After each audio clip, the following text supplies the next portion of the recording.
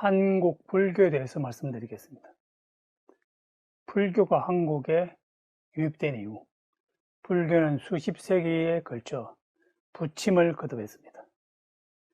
불교가 한반도에 유입된 것은 삼국시대인 372년입니다. 사실 불교는 인도에서 생겨난 종교로서 중국을 거쳐 중국과 가장 인접한 고구려에 가장 먼저 유입이 되었습니다. 왜냐하면 고구려는 한반도 북부 그리고 만주 지역을 차지하고 있는 왕국이었기 때문이죠. 그리고 그러한 불교는 백제로 전파되었습니다. 왜냐하면 백제는 고구려와 우호 관계를 맺고 있는 국가였습니다. 그 이후에 다시 백제는 우호 관계를 맺고 있는 일본으로 전파하게 됐던 것이죠. 이처럼 한반도에서 불교는 중국을 거쳐서 고구려, 백제, 그리고 다시 일본으로 전파되는 이러한 경로를 거쳤습니다. 하지만 고구려와 백제에서의 불교 신앙은 지배계급의 종교였습니다. 지배계급들은 불교를 믿었지만 일반 대다수의 국민들은 샤머니즘을 믿고 있었습니다. 이 과정에서 신라는 상대적으로 불교의 유입에서 벗어나 있었고요. 지리적으로도 그리고 국제사회적인 맥락에서도 불교와는 다소 고립되어 있었습니다. 또한 신라의 왕족들이 불교에 대한 상대적인 거부감을 가지고 있었습니다. 외래정교의 특징 때문이죠. 하지만 후발적으로 불교를 활용해서 삼국 통일의 원동력으로 삼는 데 성공하였습니다. 백제와 고구려가 신라보다 더 먼저 불교를 유입하였지만 신라는 삼국 통일이라는 그런 위협을 위해서 불교를 성공적으로 활용을 했고요. 대표적으로 화랑이라고 하는 오늘날의 장교 집단에 해당이 되는 이 화랑의 정신이 바로 불교의 정신이었고요. 화랑들은 늘 산에서 함께 집단적으로 훈련하고 수양을 하는 그런 훈련 과정을 거쳤습니다. 고려 시대에 들어서서 불교는 크게 부흥하였습니다. 고려를 건국한 태조 왕건은 독실한 불교 신자였습니다. 그렇기 때문에 고려의 국교로 불교를 공인하였고요. 따라서 고려는 불교 국가가 되었습니다. 흔히 고려 시대를 불교의 황금 시대라고 부르는데요. 과거 삼국 시대에 불교가 지배층의 종교였고 일반 국민들은 샤머니즘을 믿었다면 고려 시대에는 지배계급과 일반 국민 모두에게 확산이 되어서 명실상부하게 불교가 고려 국가 종교가 되었습니다. 특히 왕족은 성려화되었고요. 또 불교가 군사 안보적 목적으로 활용되기도 하였습니다. 몽골이 침입하였을 때 여기에 대한 저항으로 팔만대장경을 만들었습니다. 이것은 지금 현재 해인사에 보관되어 있는데요. 불교의 모든 경전을 목판 하나하나에 새겨 넣은 것입니다. 약 8만 개의 목판에 기록된 이 경전은 세계적인 유산이고요. 그래서 유네스코 세계유산에 등재되어 있습니다. 물론 고려시대에 불교는 유교와 공존을 했습니다. 따라서 사회윤리는 유교적이었고 종교신앙은 불교였습니다. 하지만 고려 말에 들어서서 불교에 대한 불신 그리고 외면이 생겨나기 시작했습니다. 왜냐하면 불교가 사치와 부패의 온상이 되었기 때문이죠. 서구의 경우에도 종교혁명의 단초가 바로 교회의 사치와 부패, 특히 교황청의 사치가 종교혁명을 불러일으키고 그래서 개신교의 탄생을 가져왔던 것처럼 고려 말의 불교의 타락은 많은 국민들의 비판과 저항을 불러일으켰습니다. 고려 시대에는 승려들은 세금이 면제되는 특권을 누렸기 때문에 많은 가짜 승려가 발생하였습니다. 이런 다수의 사이비 승려들은 국가의 재정을 어렵게 만드는 요인이 되었고요. 상대적으로 사찰은 큰 영향력을 가지게 되었습니다.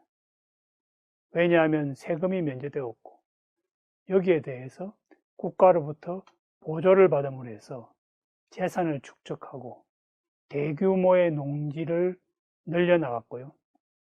심지어는 큰 사찰의 경우에는 성료로 구성된 군사력을 보유해야 했습니다.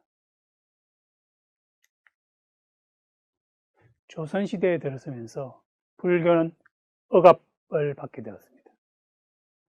조선을 건국한 태조 이성계는 불교 신자였지만 고려를 멸망시키고 조선을 건국하는 과정에서 조선의 이념이라고 할 수 있는 불교를 타파할 수밖에 없고요.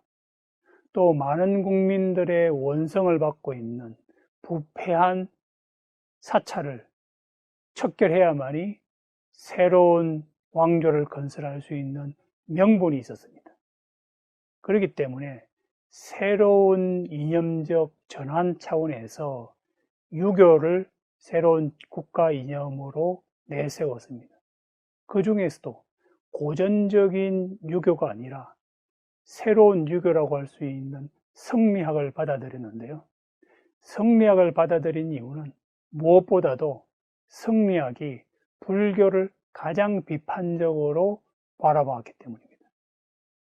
그리고 이성계를 따르던 많은 추종자, 건국공신들은 불교의 부패를 척결하는 것이 많은 국민들로부터 정치적인 정당성을 확보할 수 있다라고 보았고요. 그렇기 때문에 조선시대의 정책은 억불 정책입니다.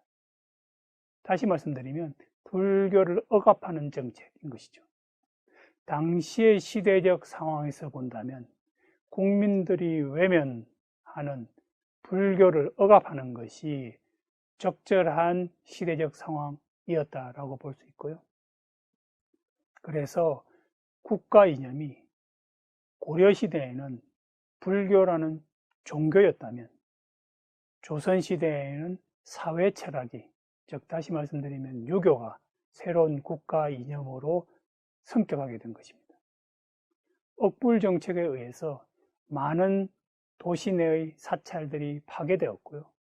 혹은 산속으로 도피하게 되었습니다.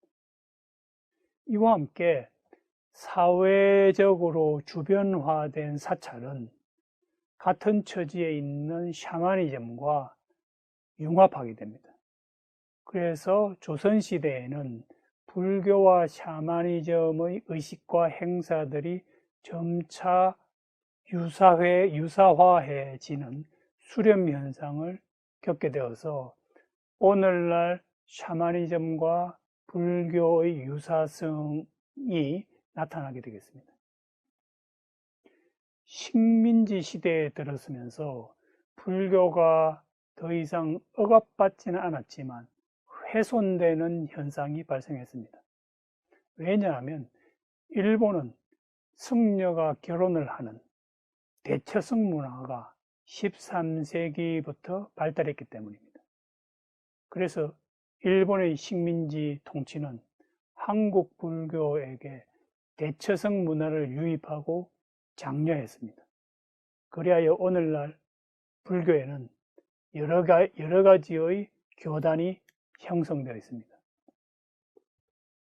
불교의 교리를 살펴보면 인간의 고통을 해소하는 것이 불교가 추구하는 근본적인 목적입니다. 이런 측면에서 본다면 불교는 종교라기보다는 철학 혹은 인간 심리학에 가깝다라고도 할 수 있습니다. 그리고 부처는 인간이기 때문에 신적 존재가 아니기 때문에 기독교의 관점 혹은 다른 전통적인 종교의 관점에서 본다면 불교를 엄격한 의미에서 종교라고 보기는 어렵습니다. 어쨌든 불교는 인간 고통에 대한 관심을 가지고 어떻게 하면 인간의 고통을 해소할 수 있을까라고 하는 그 방안을 제시하고 있는데요. 바로 그것은 인간의 삶에서 고통을 유발하는 그 원인을 찾아내고 그 원인을 제거하는 방안입니다. 불교에서는 인간의 고통에 세 가지 원인이 있다고 보는데요. 그것은 욕망, 미움, 그리고 망상이라는 것입니다. 따라서 불교에서는 승려가 스스로 욕망과 미움과 망상이 없는 삶을 스스로 실천하고 그리고 많은 신자들에게 그것을 따를 것을 모범적으로 보여주는 의식을 하고 있습니다. 한국의 불교는 다소 다른 종교적인 전통을 가지고 있습니다. 한국에서는 부처를 인간 이상의 존재, 그리고 신적인 존재로 간주하고 있고요. 또 많은 부처를 만들어내었습니다. 그래서 한국에는 다양한 부처가 존재하고 있고요. 그 부처들은 다양한 인간의 욕구를 충족시키는 역할을 하고 있습니다. 예를 들면 치유를 담당하는 부처, 혹은 구원을 담당하는 부처, 이러한 다양한 부처들이 존재하는 것이 한국 불교의 특징입니다.